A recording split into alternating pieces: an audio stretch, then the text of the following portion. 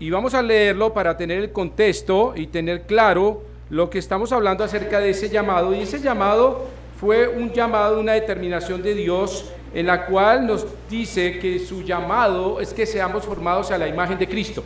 Punto. El llamado del creyente pueden ser muchos las responsabilidades y pueden ser muchas, digamos, los compromisos, pero el llamado verdadero del creyente es formar a Cristo en su vida y tener una relación vital con Cristo. Segundo, vimos que para recorrer o que Cristo sea formado en mí, Cristo dejó unas huellas, un camino a recorrer. Y la primera huella que vimos, y vayan conmigo, capítulo 1 de Pedro, capítulo 2, versículo 21, pues para esto fuisteis llamados. ¿Para qué? Porque también Cristo padeció por nosotros, dejándonos ejemplo para seguir, ¿qué? Sus pisadas. Muy bien. Esto es lo que llamamos la santidad progresiva, una santidad que va creciendo de acuerdo a que vamos recorriendo el camino. Y ese camino alguien puede decir, pero ¿por dónde nos vamos, pastor? Siga las huellas del maestro. No hay excusa de decir, yo no puedo ser santo, no puedo ser íntegro, no puedo ser un creyente verdadero. Sí se puede y se debe, porque las huellas están ahí. Y Pedro nos dice lo siguiente, el cual no hizo pecado ni se halló engaño en su boca. El primer huella que deja Cristo es la santidad, y aprendimos de eso. Él no hizo pecado y nos llama también a tener una vida santa o íntegra. La segunda huella que vemos, léanla conmigo, el cual no hizo pecado ni se halló engaño en su boca, que cuando le maldecían no respondía con maldición, cuando padecía no amenazaba, sino que encomendaba la causa. Eso habla de la oración. La segunda huella que Cristo nos deja aquí es la oración, encomendar nuestras necesidades y nuestra causa. La tercera huella dice claramente después, sino que encomendaba la causa al que juzga, ¿qué? Justamente. Habla de su amor a la palabra. Y habíamos hablado cómo Cristo desde niño habló y amó la palabra. ¿Recuerdan la escena cuando el Señor Jesucristo lo llevan a Jerusalén? ¿Ok? ¿Sí se acuerdan? José y María lo llevan para la Pascua, ¿cierto? Celebrar. ¿Y dónde encontraron a Jesús? ¿Cuántos años tenía? Ok, ¿con quién hablaba? Ok, y ellos se quedaron, ¿qué? Maravillados. ¿Por qué? Porque Jesús amaba la palabra, se sumergía en la palabra y tenía ya la capacidad de exponer la palabra a hombres eruditos. Y eso es lo que hace la palabra de Dios. Y ese es el camino que Cristo nos pide recorrer. Amar la palabra del Padre. Muy bien. Vamos a ver un video, 7 minuticos. Vamos a apagar las luces, porque quiero que sentamos una realidad antes de la segunda parte del mensaje. Hay una realidad actual. Los creyentes, escuche, no estoy hablando de las familiares y amigos. Los creyentes no leemos la Biblia. Escuchemos. De un auténtico cristiano. No se puede ser un creyente genuino si no se lee las Escrituras de forma personal y constante. Sin embargo, podríamos preguntarnos, ¿qué tan regularmente deberíamos leer la Biblia?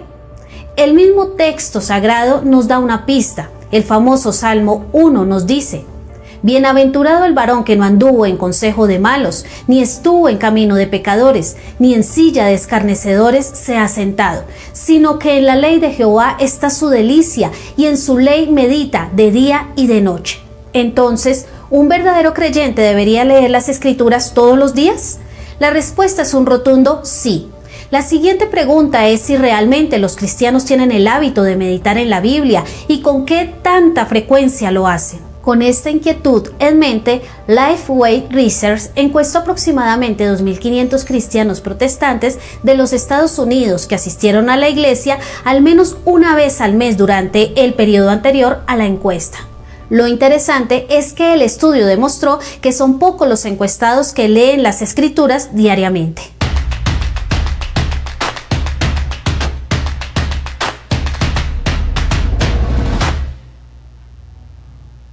Los encuestados fueron seleccionados para incluir a aquellos que se identificaron como protestantes o no confesionales y que asistieron a servicios de sus respectivas congregaciones al menos una vez al mes durante el estudio.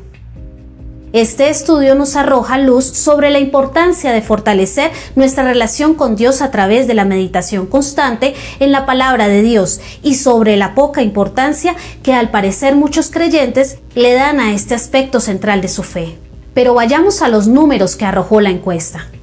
Solo el 32% de los protestantes que asistieron a la iglesia durante el periodo de la encuesta dijeron que leían la Biblia a diario. El 27%, es decir, alrededor de una cuarta parte, dijo que la leían varias veces por semana. El 12% de los encuestados dijo que la leía una vez cada semana. El 11% afirmó que meditaba en las escrituras varias veces cada mes. El 5% dijo que la leía una vez cada mes y el 12% admitió que rara vez o nunca leía la Biblia. En cuestiones de edad, los creyentes de 50 a 64 años mostraron más posibilidades de decir que leen la Biblia todos los días, con un 35%. Las personas de menos de 50 años solo tienen un 30% de posibilidades de meditar en las escrituras a diario. Otro rasgo interesante es que entre los grupos demográficos son los hispanos los que, según el estudio, tuvieron más posibilidades de leer la Biblia todos los días, con un 40%. Por otro lado, aquellos que asisten a la iglesia todas las semanas tienen más probabilidades de desarrollar el hábito diario de leer la Biblia, con un 34%, frente a aquellos que asisten con menos frecuencia, con un 27%. A este punto, vale la pena recordar la oración de Jesús en Juan 17:17, cuando dijo: «Santifícalos en tu verdad, tu palabra es verdad». Así que la lectura y la meditación diaria en las Escrituras, acompañado del hábito de congregarse, hacen que un creyente desarrolle el carácter de Cristo. En un estudio previo de Lifeway Research se descubrió que la lectura diaria de la Biblia era el factor más importante que hacía que los niños desarrollaran una fe propia y la mantuvieran cuando crecieran, tema del que tenemos un video que dejaremos en la descripción. Así que la lectura de la palabra de Dios todos los días enciende los corazones de quienes la leen para desarrollar una fe personal fuerte y consistente, ya que alimenta como ninguna otra cosa el deseo de buscar y de agradar al Señor. Pero volviendo a este estudio, Lifeway Research también le preguntó a los encuestados si pensaban en las verdades bíblicas durante todo el día y si la falta de lectura bíblica diaria les afectaba. Las respuestas a estas preguntas estuvieron estrechamente ligadas con la regularidad con la que los encuestados leían la Biblia. Cuando se les preguntó si pensaban en las verdades bíblicas durante todo el día, el 32% de los protestantes encuestados dijeron que sí rotundamente. El 36% estuvo de acuerdo de forma moderada, el 12% no estaba de acuerdo y el 20% no estaba seguro. De aquellos que respondieron que leían la Biblia a diario, el 51% afirmó que pensaba en las verdades meditadas en las Escrituras durante todo el día. Para aquellos que afirmaron que leían la Biblia algunas veces a la semana, el 32% dijo que pensaba en las verdades bíblicas durante el día. Esta cifra cayó a un 20% entre quienes respondieron que leían las Escrituras una vez por semana o unas pocas veces al mes, y un 9% entre quienes meditaban en ella una vez al mes o menos. Las cosas en las que pensamos a diario son muy importantes, pero ¿cómo podremos pensar en las verdades divinas si no meditamos en la palabra de Dios a diario? La acción de leer la Biblia influye en los pensamientos. Si nuestra meditación durante el día está arraigada en nuestro estudio de las Escrituras, nuestras conversaciones y acciones muy probablemente van a honrar al Señor. De los encuestados, un 33% dijo que sentían la necesidad de leer la Biblia a diario porque les proveía un tiempo para alimentar su relación con Dios. El 25% estuvo de acuerdo, pero no totalmente con la necesidad diaria de leer las Escrituras. El 20% estuvo en desacuerdo y el 22% no estuvo de acuerdo ni en desacuerdo. Tal vez el mejor indicador de que leer las Escrituras provee crecimiento espiritual y deleite es cuando los lectores la extrañan después de varios días sin meditar en ella. Vale la pena recordar lo que dice Hebreos 4:12. Porque la palabra de Dios es viva y eficaz, y más cortante que toda espada de dos filos, y penetra hasta partir el alma y el espíritu, las coyunturas y los tuétanos, y discierne los pensamientos y las intenciones del corazón. Estas cifras deberían hacer que cada creyente medite en su necesidad personal de leer la palabra de Dios a diario y de promover la lectura de la Biblia en medio de su familia y de sus círculos cercanos. pero también debería despertar la reflexión entre los líderes y pastores sobre la importancia de promover a través de la predicación, de la enseñanza, de la consejería, de las conversaciones y del ejemplo, el hábito de leer las Escrituras a diario en medio de sus congregaciones. ¿Y tú, lees la Biblia a diario? ¿Crees que la lectura constante de la palabra de Dios influye en tu vida cotidiana? Déjanos tu opinión en los comentarios, pero también suscríbete y activa la campanita para ver más videos como este. Bueno, muy bien. Creo que no hay mucho que comentar y es muy contundente. Encontré este artículo en las redes y las redes son muy buenas cuando encontramos buenos artículos de personas serias y estudiosas. Y me llamó mucho la atención y quería compartírselos porque de todas esas cifras, algunos dirán el 30, el 20, 40, quedaron un poco perdidos, pero saco solo una conclusión. Ninguno de los números en los cuales un creyente debe de leer, meditar, pasa del 50%. ¿Lo vieron? Absurdo, incoherente, inadmisible, inaceptable, pero esa es la realidad de nuestro mundo cristiano hoy. Y no vayamos más allá, voy a hacer la pregunta, pero no alcen la mano. ¿Cuántos de ustedes trajeron su Biblia hoy? No alcen la mano. ¿Cuántos? No, porque para no caer en vergüenza a nadie. ¿Cuántos de ustedes tienen una Biblia en su casa para leer y subrayar? ¿Cuántos de ustedes se sumergen? Y si hiciéramos esta estadística igual acá, muy seguramente encontraríamos el 30-35%. Voy a decir algo con un poco de pena y de vergüenza ajena. Cuando yo cierro la iglesia ya con los últimos hermanos que se quedan conmigo, encuentro Biblias en la iglesia y las pongo en la biblioteca y me pregunto, ¿y qué va a hacer esta semana este hermano? Bueno, uso el internet. Sí, no estoy diciendo eso, es su Biblia, ¿me entiende? Es su Biblia, pero si se le quedara el celular, ¿qué haría? Pastor, devuélvase, abra el... No, por favor, pastor, mi celular se me quedó. Nadie me ha llamado para decirme la Biblia se me quedó. Nadie. Pastor, yo seguro que me devuelvo, estoy por allá en la 127, demos vuelta. Pastor, es que sin la Biblia esta semana no puedo vivir, es mi Biblia.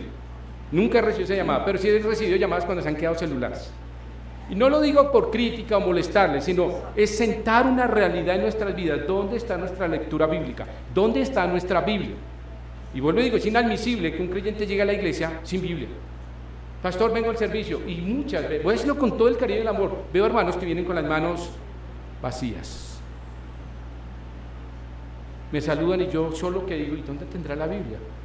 Y entonces sacan una cosita aquí que se llama celular. Sí y no, hermanos. La Biblia tiene que ser algo personal, no donde me llegan los WhatsApp y me llega toda la comunicación. Es que esta es una comunicación personal e íntima y propia de cada creyente. Aquí no entra en WhatsApp, gracias a Dios, que me distrae. Entonces yo animo a la iglesia a leer la palabra de Dios, a sumergirse en ella. Mira lo que dice 2 de Timoteo para terminar aquí el regaño, la exhortación, porque es que me preocupa si no leemos la Biblia, hermanos. A mí me preocupa como pastor y que mi rebaño, las ovejas que el Señor ha puesto en mis manos, no lean la Biblia, es muy preocupante. Y esta estadística es del 2024, esto no es de 10 años, estamos hablando de creyentes 2024, sí, cifras norteamericanas. El tema es que nadie hace estadísticas en Colombia, no las hay, yo les busqué, no las hay, nadie busca eso. Por muchas razones. Pero mire lo que dice 2 de Timoteo para cerrar. Capítulo 3, versículo 16. Toda la Escritura es inspirada por Dios y ¿qué? Y útil. ¿Sabe cuál es el problema? Es que los inútiles somos nosotros. La Biblia es útil, pero los inútiles somos nosotros porque no la leemos. Cierro ahí el mensaje. Espero, les animo, les reconforto, les desafío, les exhorto con todo mi amor que cada vez que venga a la iglesia traiga su Biblia, traiga su Biblia. No se avergüence de ella, no se avergüence de ella. Voy a contar una pequeña anécdota y cierro. Muchos años atrás en otra iglesia había un hermano que siempre se venía y yo de lejos lo veía que desenvolvía algo, ¿no? Cuando llegaba era la Biblia. Y todos los domingos hacía lo mismo. Yo le dije, hermano, discúlpeme, tengo una pregunta, ¿qué es lo que usted le quita a la Biblia? Ya dije, el papel periódico. ¿Y para qué? Para que nadie vea que yo vengo con una Biblia. Sí, es una realidad. Le daba vergüenza, le daba pena pasar por el vecindario que le dijeran que era evangélico o cristiano. y quitaba el papel periódico ya cuando llegaba y lo guardaba acá. Hermanos, ¿acaso Cristo se avergonzó de nosotros en la cruz? Murió por nosotros, se entregó por nosotros. Fue la propiciación por nuestros pecados. Entonces, que seamos de verdad amorosos con nuestra vida. Siempre les he contado la historia. Esta es la Biblia que me regaló mi mamá. Y siempre me dicen, ¿cuándo la va a cambiar? No creo que la vaya a cambiar. Es mi Biblia, es mi alimento, es mi reconfortante, es lo que yo busco día a día, es la palabra de Dios. Cerrando acá, con esta estadística, vamos a entrar a la última huella, la huella que está en el segunda de Pedro. Vayan conmigo nuevamente, cerramos acá y entramos a la segunda huella que quiero terminar esta mañana y sé que vamos a alcanzar a terminarla. En segunda de Pedro queda la última huella. Cristo nos ha dejado un camino a recorrer. Cristo nos ha dicho, este es el camino. Yo soy el camino, la verdad y la vida. Nadie viene al Padre, ¿qué? Sino por mí. Y Pedro nos dice aquí claramente, vayan conmigo ahí, estamos en primera de Pedro capítulo 2, versículo 24, terminamos acá. Entonces todo creyente tiene una brújula, tiene un mapa claro que es la Escritura, pero también tiene unas huellas visibles. Y como creyentes tenemos que estar mirando esas huellas para no equivocar el camino, para no errar en el camino, para no caer en abismos, y porque sabemos que la palabra de Dios es lámpara es a mis pies tu palabra y lumbrera a mi camino. Versículo 24, quien llevó él mismo nuestros pecados en su cuerpo sobre el madero, para que nosotros, estando muertos a los pecados, vivamos a la justicia, y por cuya herida fuisteis ¿qué? Sanados. Bueno, muy bien. Esta huella se llama la huella del amor. Y este amor es tan precioso porque Cristo, ¿qué? Por amor se entregó por nosotros. Ahora, Cristo no solo sufrió como ejemplo, para darnos ejemplo de sufrimiento, sino como sustituto también para el creyente. No solamente Él nos mostraba su amor a través de la cruz, sino que nos mostraba que Él era el sustituto, tomaba nuestro lugar. Ahora, Él cargó los pecados, y tanto la condenación como el castigo lo llevó sobre su cuerpo, sobre su vida en el madero. De tal manera que este es que lo tomó en lugar del creyente. Y esta, voy a decirles, la doctrina fundamental de la sustitución y el corazón del Evangelio. Si Cristo no hubiese tomado ese lugar, es decir, la doctrina de la sustitución, pues no hubiésemos sido salvos. Por eso es tan importante el corazón del Evangelio, la expiación sustitutiva. Ahí está el corazón. Pero eso, ¿cómo se logró? ¿Cuál fue el motor de eso? El amor.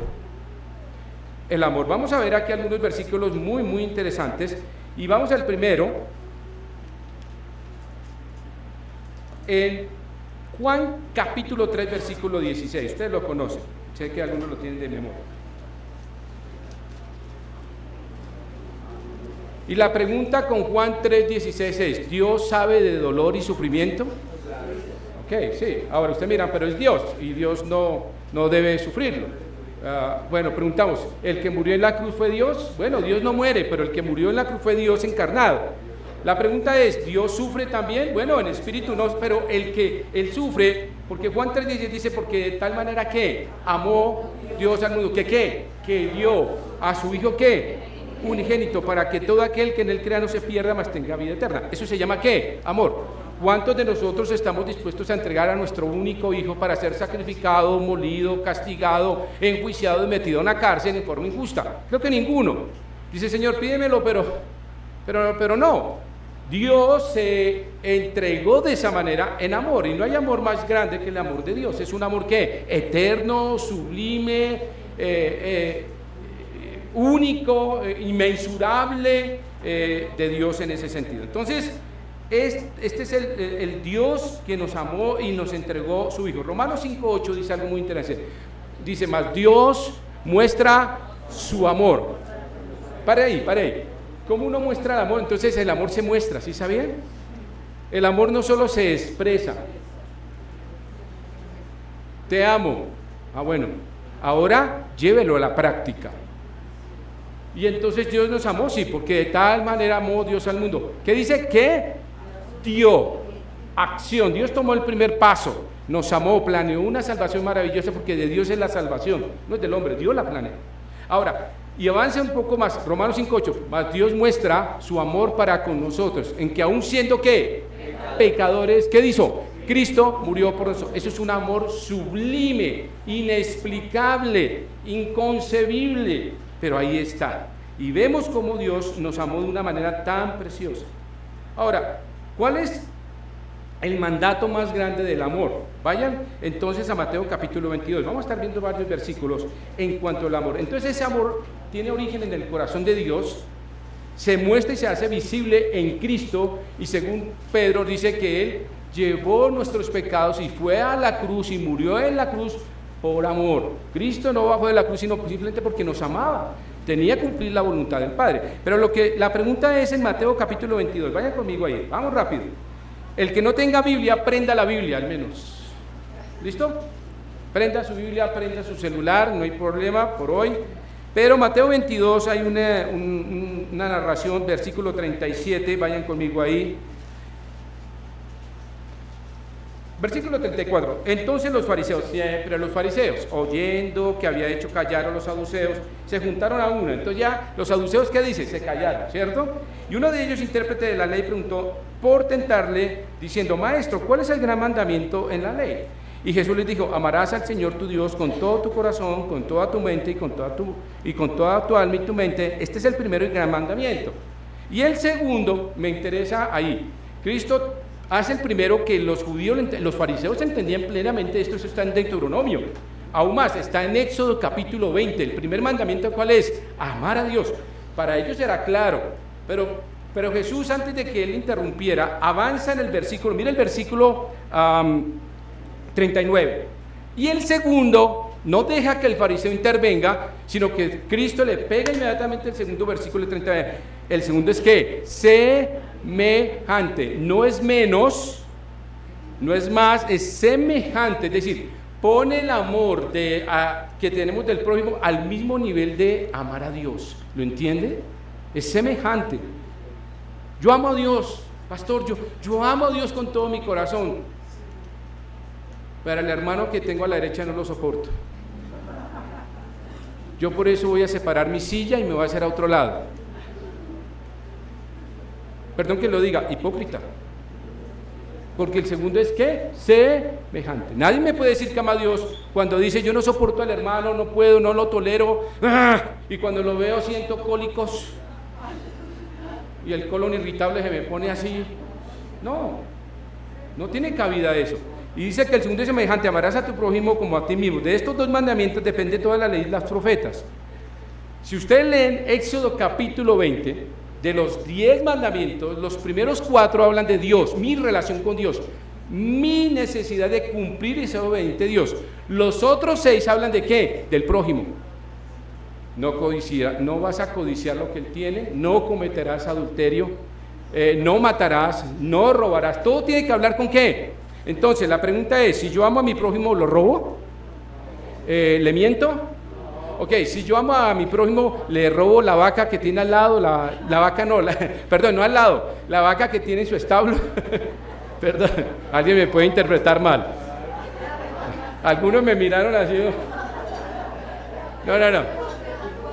Bueno, el carro que tiene al lado lo envidio. Y es que hermano llegó con un carro, un BM, y quién sabe en qué cosas, en qué mañas estará. Y entonces comienzo a envidiar, ¿cierto? Y a crear fantasías, ¿no? Ese debe ser que está metido en quién sabe en qué negocios oscuros. Y de pronto no es eso, simplemente Dios lo bendigo. ¿Y qué hay que hacer? Amén.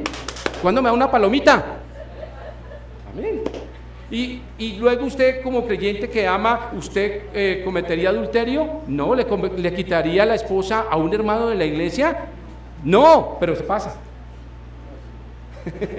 Pasa. Entonces la pregunta es: ¿el Señor tenía razón? En estos dos mandamientos se resume que toda la ley. Si yo amo a Dios, tengo que amar a mi prójimo y tengo que decirle: no te voy a robar, no voy a cometer adulterio, no te voy a mentir, no voy a crear falsos testimonio, y aún más, honra a padre y madre. El que verdaderamente ama a Dios tiene que amar y honrar a sus padres.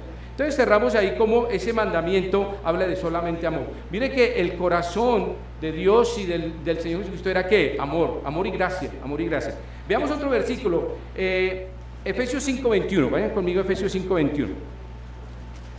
Efesios 5:21, el apóstol Pablo nos lleva a algo bien interesante aquí, escrito a la carta de Efesios, al pastor que estaba allí, que era Timoteo. Efesios capítulo 5, versículo 21. Mira lo que dice acá. Interesante. Someteos unos a otros, ¿en qué? En el temor de Dios. Este es el preámbulo que va a hablar del matrimonio. Si ustedes miran los siguientes versículos, es el versículo introductorio que va a hablar acerca de la vida matrimonial. Pero ese solo versículo está diciendo, sometémonos, ¿qué? Unos a otros, ¿en qué? En el temor de Dios. Y dice luego, las casadas estén sujetas a sus propios maridos como el Señor, porque el marido es cabeza de la mujer, así como Cristo es cabeza de la iglesia, el cual es su cuerpo y él es su salvador. Y luego dice, versículo 25, maridos, que amad a vuestras mujeres. Está hablando de la sujeción de unos a otros. Dice aquí claramente que nos debemos sujetar en el temor de Dios, es decir, en su amor. ¿Cómo logramos una sujeción entre hermanos?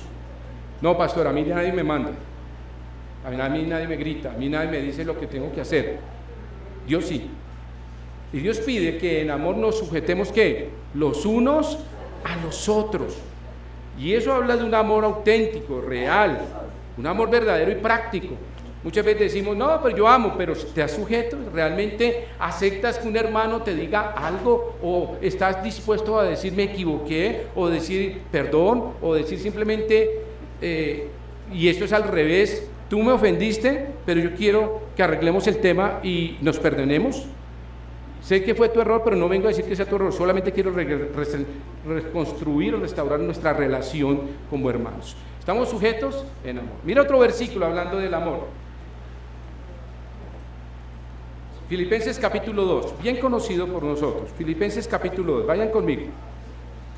Y nos habla del amor de Cristo, algo que siempre Pablo a la iglesia de Filipos le recuerda en Filipenses, que debemos tener ese mismo sentir, ese mismo amor, ese mismo corazón. Filipenses capítulo 2, versículos 6 al 7. Versículo 5, haya pues en vosotros, ¿qué? Este sentir que hubo también, ¿qué? En Cristo, este mismo corazón, ese mismo amor, esa misma entrega, el cual siendo en forma de Dios, no estimó ser igual a Dios como cosa que aferrarse, sino que se despojó. Esa palabra despojarse significa vaciamiento de Cristo total, se vació, dice aquí. Asimismo, tomando forma de siervo, hecho semejante a los hombres, y estando en la condición de hombre, se humilló.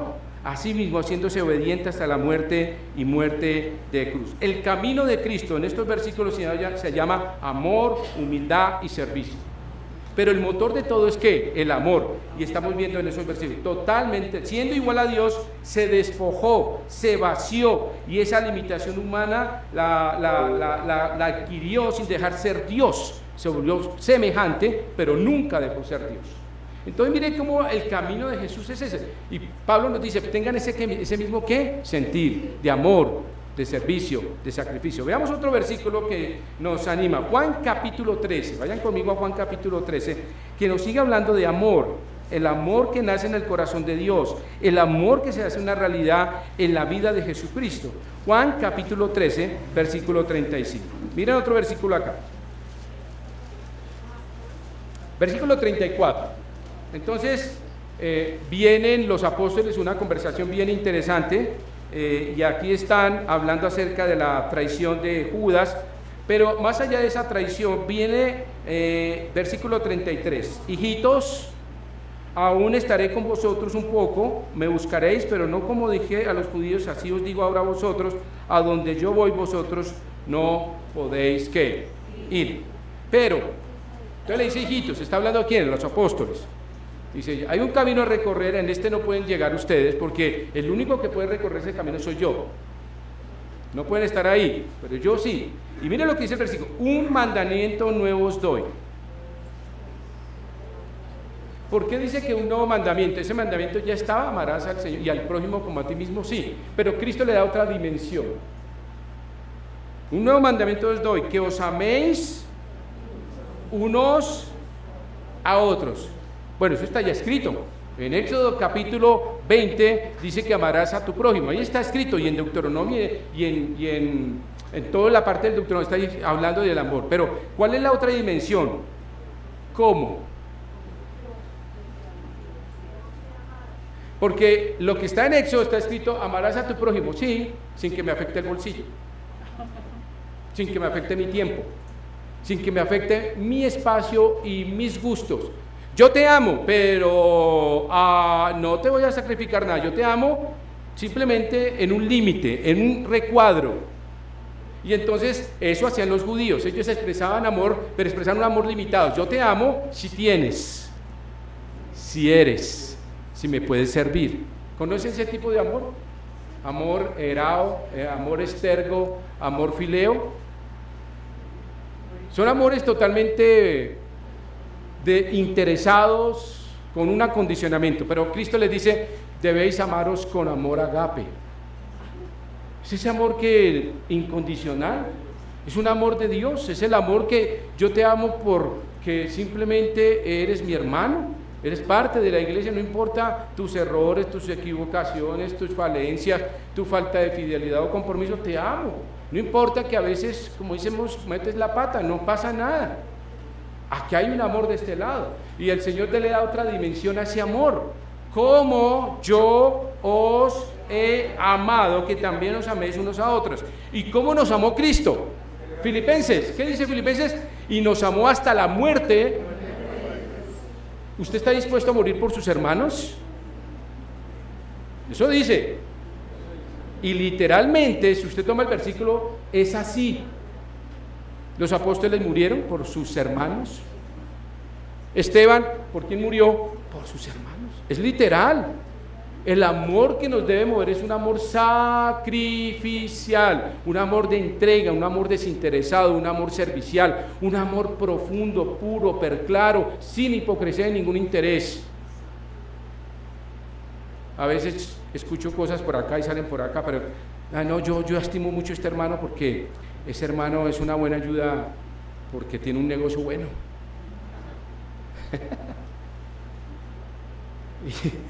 Y ese hermano es interesante, ¿no? Hay que cultivarlo. Hay que cultivarlo. Bien. No estoy diciendo que no cultiven las amistades, pero ¿qué hay detrás de eso? Un interés. Cristo nos amó, dice que nos amó hasta la muerte y muerte de cruz. No nos habló por un interés.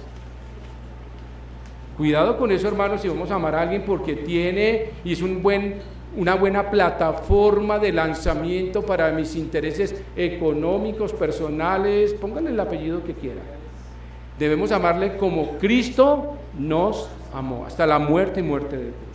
Veamos otro versículo acerca del amor. Segunda de Corintios, capítulo 5. Vayan conmigo a Segunda de Corintios, capítulo 5.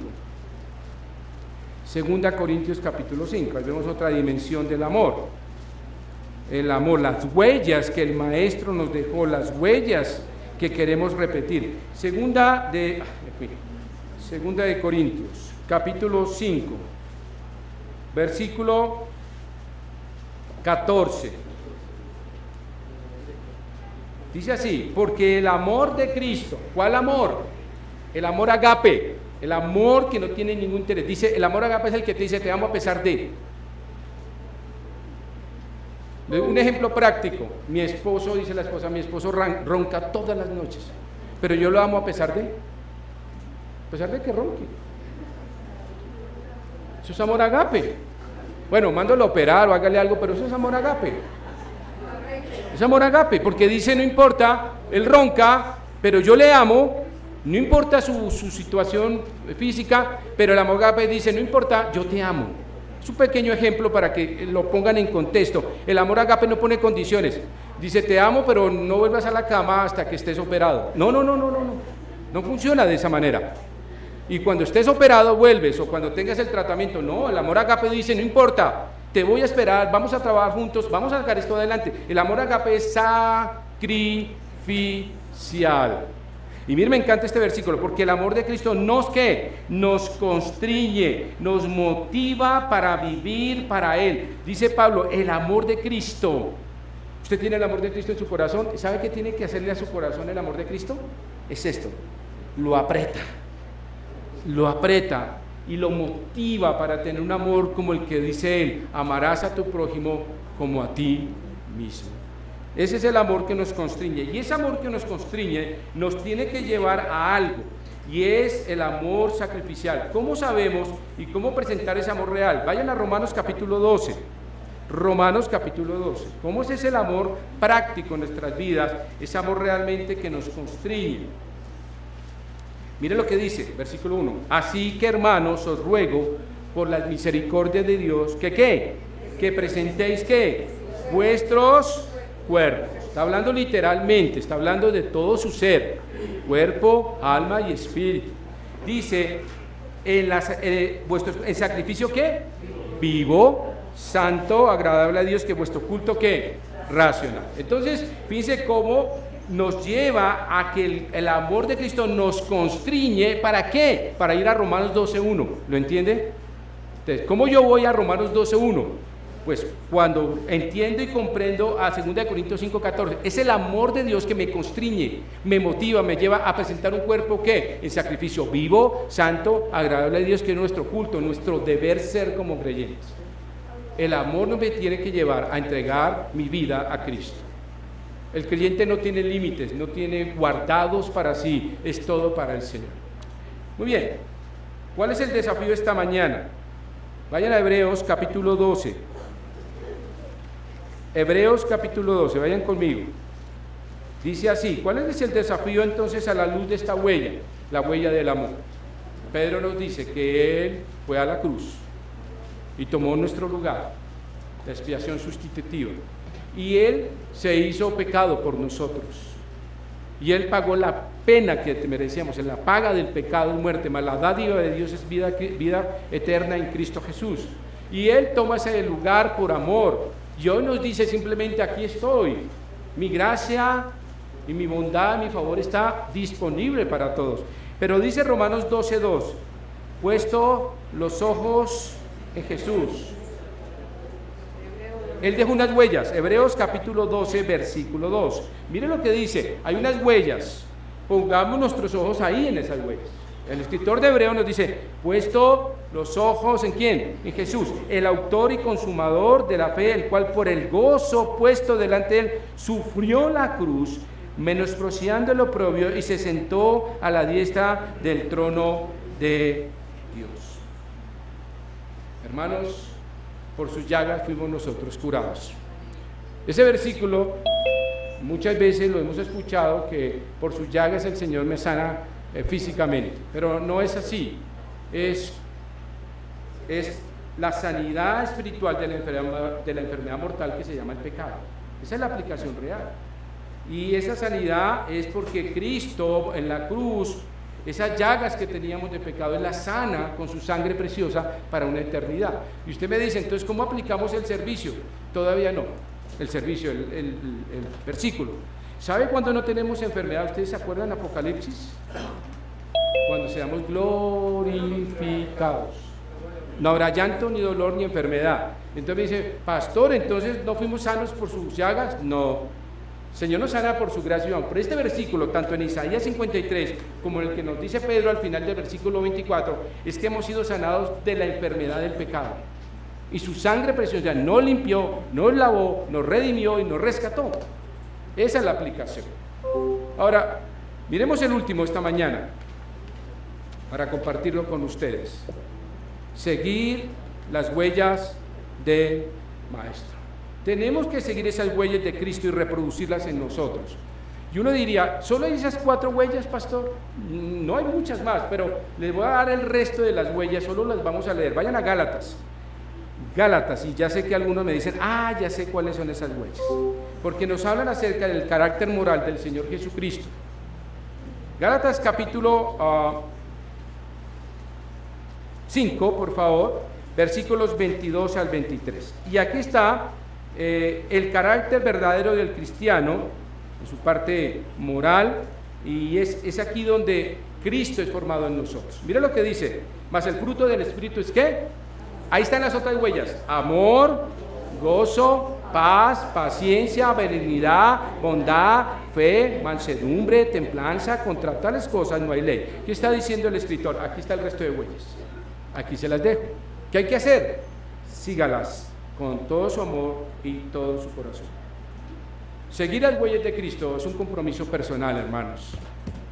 Nadie puede caminar por ti, ¿sí sabías?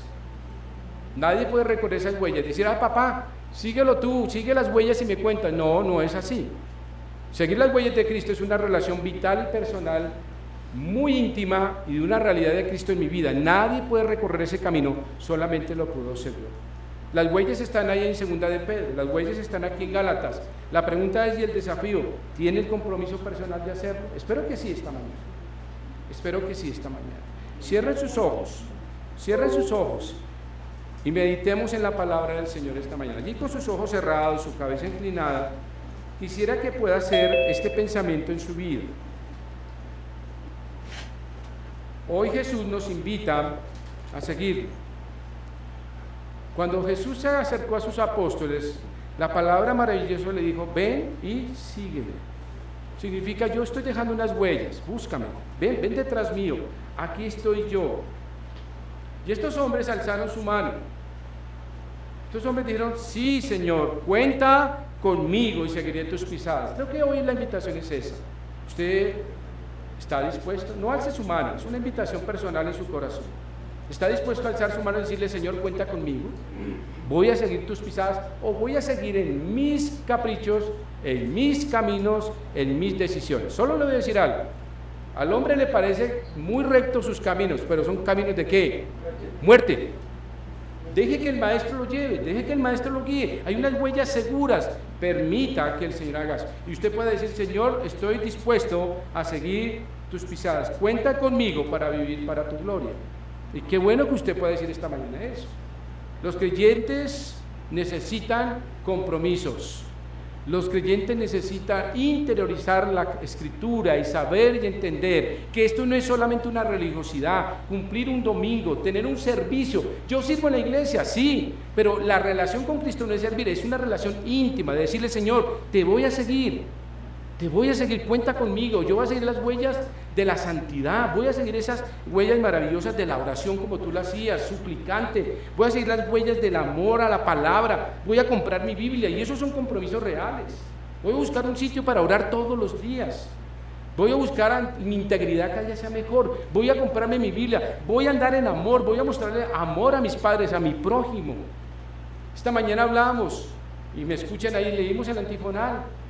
Cuando Betsabé entra y ve a su hijo el rey Salomón, el rey, ¿qué hace? Se levanta y se inclina a su mamá, entendiendo claramente, honra a padre y madre. Eso es seguir las huellas del maestro, eso realmente es seguir Gálatas capítulo 5. Yo oro todos los días que nuestra iglesia, Valle de Josafat, siga las huellas del maestro. No me sigan a mí. Tengo una responsabilidad con ustedes, por supuesto, como pastor. Como Pablo, sed imitadores de mí, así como yo de Cristo. Claro, tengo una responsabilidad. Pero el punto de reparo, ¿quién es? Cristo. Puesto los ojos en Jesucristo. Y yo oro que nuestra iglesia, siga las huellas de Cristo. Que amemos su palabra. Que amemos al Maestro. Él lo dio absolutamente todo.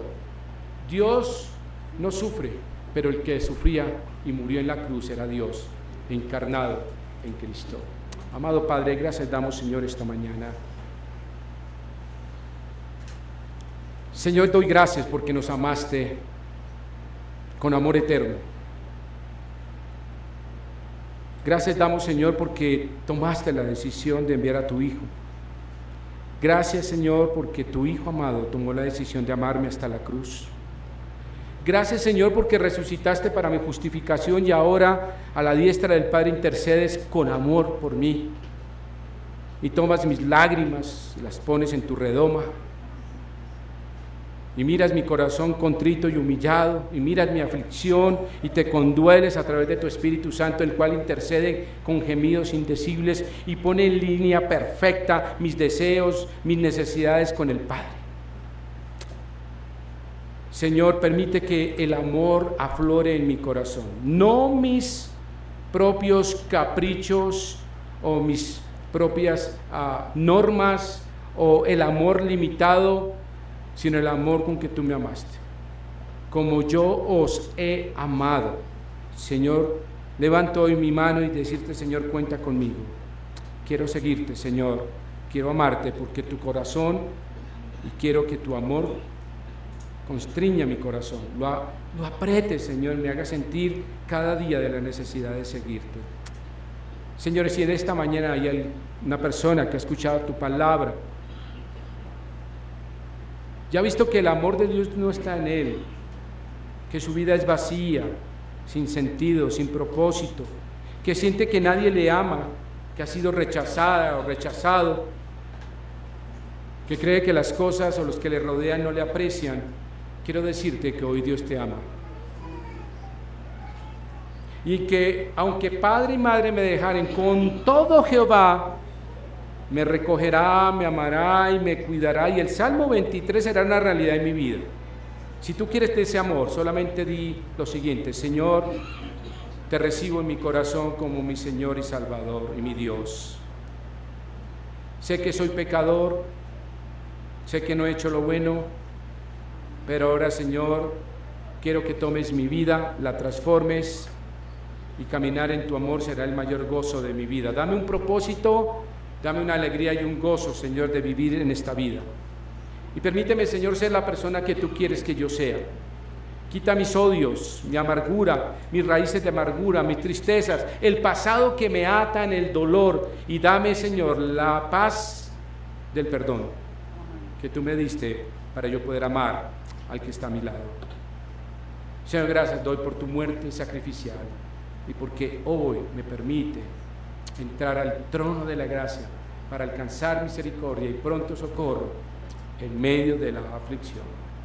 Señor, levanto hoy mi mano de decirte: cuenta conmigo, te voy a seguir, Señor, no importa la situación, no importa los embates de la vida, cuenta conmigo para honra y gloria de tu nombre. En Cristo Jesús y en el poder del Espíritu Santo, amén, amén. Dios les bendiga en esta mañana, Dios les guarde, buen tiempo para todos en esta mañana.